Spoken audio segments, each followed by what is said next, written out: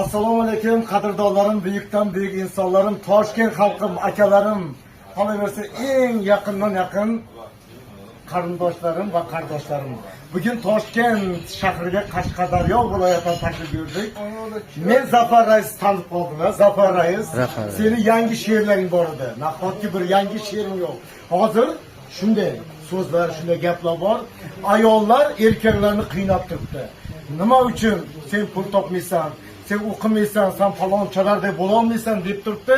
Keling, ayollar erkaklarni asrang degan bir yangi she'rim bor. Qarsak bo'lsa,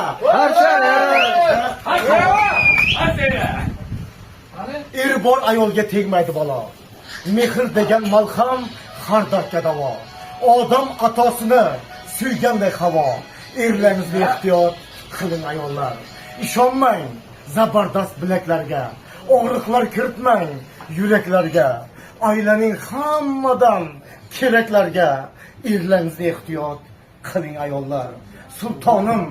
Sultonim begim deya erkalang kunda, shay turing har doim kunda-yu tunda. Sizdek baxtli ayol bo'lmagan shunda, erlaringizni ehtiyot qiling ayollar. Sizni suyaklardan yaratgan egam, u rozi bo'lmasa bosmang bir qadam.